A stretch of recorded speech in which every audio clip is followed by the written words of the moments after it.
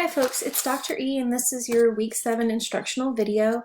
I'm going to walk through a couple of things and I want you to note a few of the changes that are going to be happening this week. So it's probably a good idea to make sure that you go in and look at the more updated version of the syllabus schedule, which I'm going to touch on here, and some of the other materials. But this is the time in the semester where things get a little bit more stressful. So if you're feeling that stress and if you're feeling a bit of increased anxiety because of things related to school, I want you to know that that's really normal. This is the time in the semester where you are deep into it, and some of you may be starting 8-week courses coming up. So it's just one of those times, right? So I made a few adjustments to our syllabus schedule to account for that because I've been getting a lot of stressed and concerned emails. And also I'm feeling that too, right? I'm at the point in the semester where things start to get heavier for me. I have a lot of committee responsibilities on top of the grading. So I feel it too. You are not alone. I also have a sprained wrist, so if you're getting really kind of short emails from me in response to some of your questions or concerns, please don't take that personally. It is because it's pretty painful for me to not only click around with the mouse, but also to type. So it's not you, it's me. All right, the first thing I want to do is go over the updated syllabus schedule for this week. And like I said, I have made a few adjustments, and the first thing I want you to notice is that we're not going to have a paper topic portfolio video this week. I'm going to put it off another week, and that's just to avoid some of that confusion that may arise if I add another informational video about an assignment. So that is coming. I just didn't want to drop it on you this week because, again, I'm sensing that stress and anxiety. But also I want you to note that we won't have a paper topic discussion post due on Friday. Okay, so we will have our usual Wednesday post, the writing discussion post, but for Friday, we don't have a discussion post that's going to be due. We do have our annotation exercise related to Kluger's work, so even though we're not touching on Kluger's text for the discussion post on Friday, we will be connecting, relating to, summarizing her work in that annotation exercise, which is just the same as you did for Choi's annotation exercise that was due last week, okay? So I've just kind of crossed out some of those things here, and I've posted this updated version on D2L if you want to just double check that, okay? So the most updated versions of the syllabus are always going to be in the content overview area. So I'm going to pull that up right now because I have a few other things I want to mention. Okay, so in the content overview area, remember this is where just all the resources will be, you know, the rubrics, the guidelines, the templates, all of that good stuff. I've posted Kluger's text here, so when you are ready, able, you can go and find it here. I also want you to note this section. This is going to be important in a few weeks, right? Because you have another reading journal that's going to be due on the 25th of October, and it will be for weeks 5, 6, 7, and 8. So there are quite a few readings you can see related to that assignment. And remember, folks, that this assignment is just basically summarizing, responding to, and picking out a quote for each of the texts that we read in this course. It's not at all related to any of our posts, the weekly discussion posts. This is a separate assignment to just keep us updated with the readings, make sure that we're working through them in a very specific kind of way, and just keeping a running journal of the entries. And remember, there's a template as well as assignment guidelines that are posted for that assignment, okay? But what I've done here is I've just listed those readings. So for this assignment, these are entries. You need to have 11 separate entries for that reading journal that's going to be due on the 25th.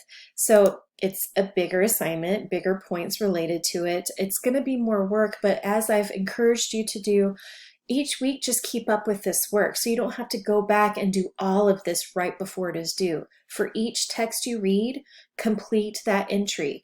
Have a summary, respond to the reading, and then pick a quote that you think is important and explain why. Okay, follow the template. There are all the blank entries set up that you essentially will complete. You may need to add some of those entries, so just copy and paste, write the blank sections and add to the bottom of that document. But that essentially is the reading journal assignment, okay? But I have all the readings that will be required, in that assignment listed here. Okay, so some of them we aren't into yet because we're into week 7. So next week you have some things that will be coming up. Additionally, an updated version of the syllabus is always going to be located here.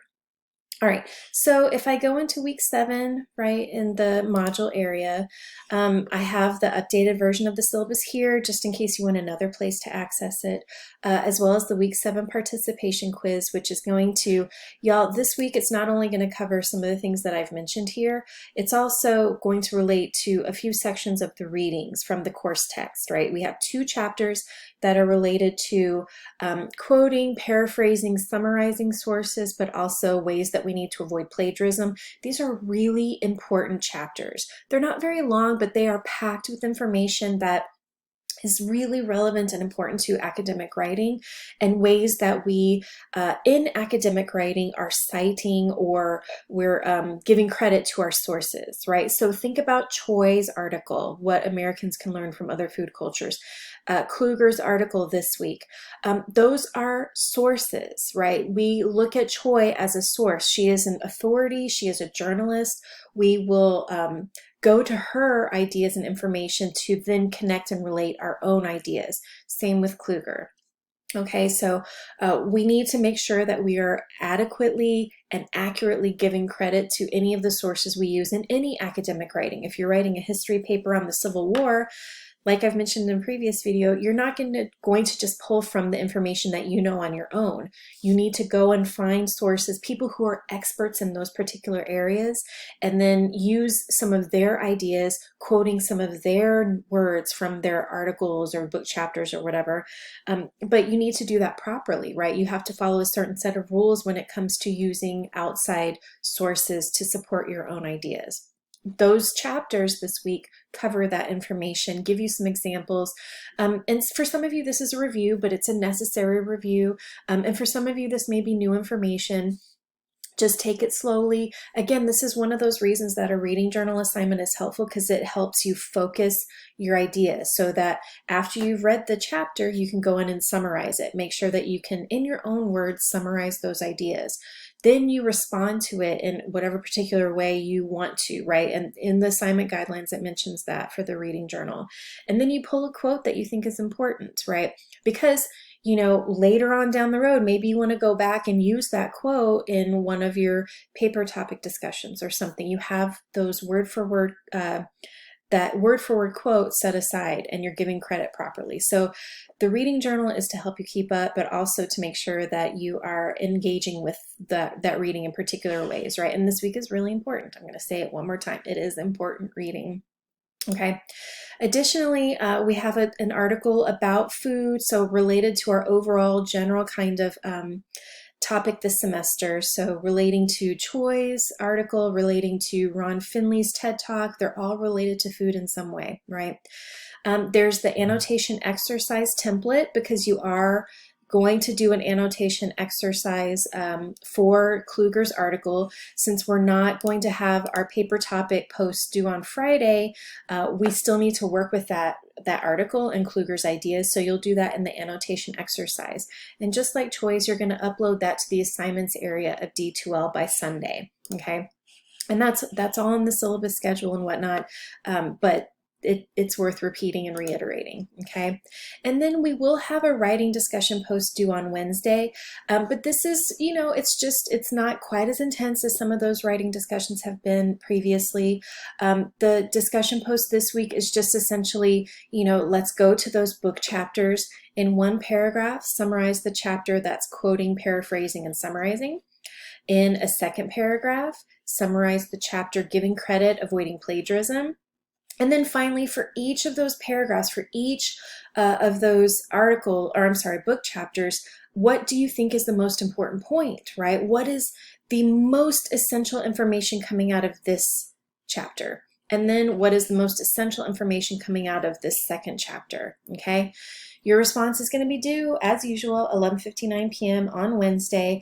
And then I just have a reminder here that, we don't have our typical Friday post, but you need to work with Kluger's article for the annotation exercise. Here is a link to the assignments area, It has some reminders, it has some information, especially because last time I completed choice citation and shared that with you. Hopefully y'all picked up on that information from the video that I shared. It was also loaded in the weekly module, right? But I've said you need to complete that work on your own. I've given you a link to the Purdue Online Writing Lab website. And I've also noted that the article itself has the sample citation, but you have to double check, right? You have to double check that that information in the PDF that I've loaded is following MLA format, because sometimes you'll see articles that have citations already created for them, but they're in Turabian style, APA style, MLA perhaps. You have to do the work to make sure that it is correct.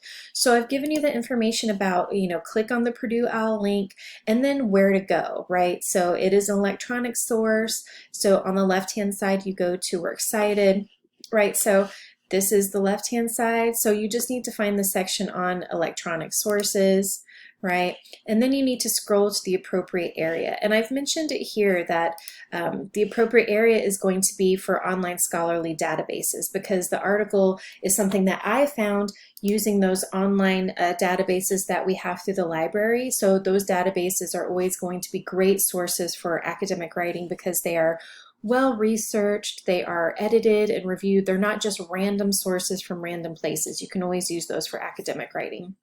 Okay, that's just a side note for future you when you think about academic writing, okay? So that's this week in a nutshell.